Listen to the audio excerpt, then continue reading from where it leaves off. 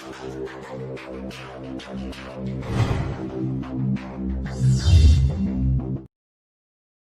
Everyone, इस video में हम देख लेते हैं कि रिएक्शन कोशेंट और इक्विलिब्रियम कांस्टेंट का क्या डिफरेंस है और इनके बीच में क्या रिलेशन है।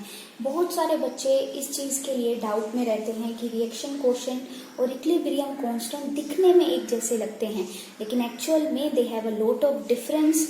सो we must understand the difference and the relation between these to.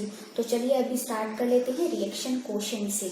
Reaction quotient को हम सिंबल देते हैं QC और इसकी जो डेफिनेशन है वो ये है कि it is the ratio of the concentration of product and reactant.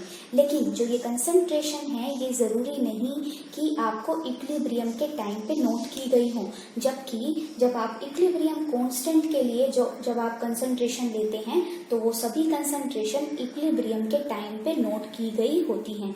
तो यही एक बेसिक सा डिफरेंस है कि रिएक्शन कोशेंट में जरूरी नहीं कि कंसंट्रेशन इक्विलिब्रियम के टाइम की हो, लेकिन जब आप equilibrium constant, particularly equilibrium constant का जब आप एक्सप्रेशन लिखेंगे तो वहां सभी कंसंट्रेशंस जो हैं वो इक्विलिब्रियम के टाइम पे ही नोट की गई होती हैं, राइट। अभी देख लेते हैं इनके बीच का रिलेशन।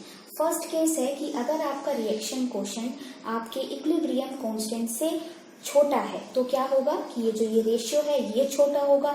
इट मीन्स कि जो ये डिनोमिनेटर है वो आपका ज्यादा वैल्यू रखेगा, मीन्स रिएक्टेंट की कंसंट्रेशन प्रोडक्ट से ज्यादा है। तो अगर आपको इक्विलिब्रियम का इस्टेब्लिशमेंट कराना है तो ये जरूरी है कि रिएक्टेंट के मॉलिक्यूल्स जो हैं आपके ज्यादा रिएक्ट करें, मीन्स आपको रिएक्शन को फॉरवर्ड डायरेक्शन में लेके जाना होगा। नेक्स्ट है कि अगर आपके ये दोनों जो आपका रिएक्शन कोशेंट है और इक्विलिब्रियम कांस्टेंट है दोनों ही अगर आपके इक्वल हैं तो वहां आपका सिस्टम इक्विलिब्रियम में होगा और जितनी भी आपकी रिएक्टेंट और प्रोडक्ट की टर्म्स हैं लाइक ABCD तो वो सभी कौन सी कंसंट्रेशन पे होंगे, इक्विलिब्रियम कंसंट्रेशन पे।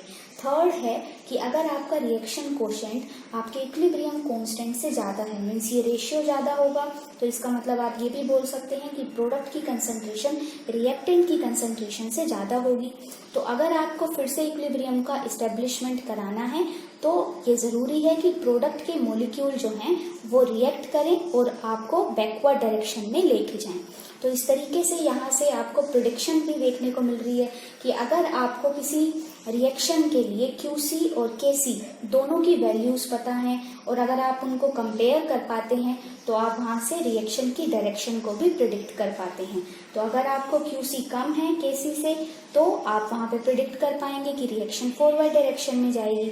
अगर इक्वल है तो इसका मतलब कि आपकी जो वो रिएक्शन है वो इक्विलिब्रियम पे है, और अगर आपका QC ज्यादा है KC से तो वहां पे आप बोल पाएंगे कि जो वो रिएक्शन है वो बैकवर्ड डायरेक्शन में जाएगी। तो अगर आपको ये सभी इंफॉर्मेशंस अच्छी लगी हैं so please like, share and subscribe our channel. अगर आपको डिस्कशन करना है किसी भी टॉपिक पे then you can join our Facebook group, link is given in the description box, and you can join our Telegram channel also, and there you can get chemistry study material for all exams. So thanks for watching.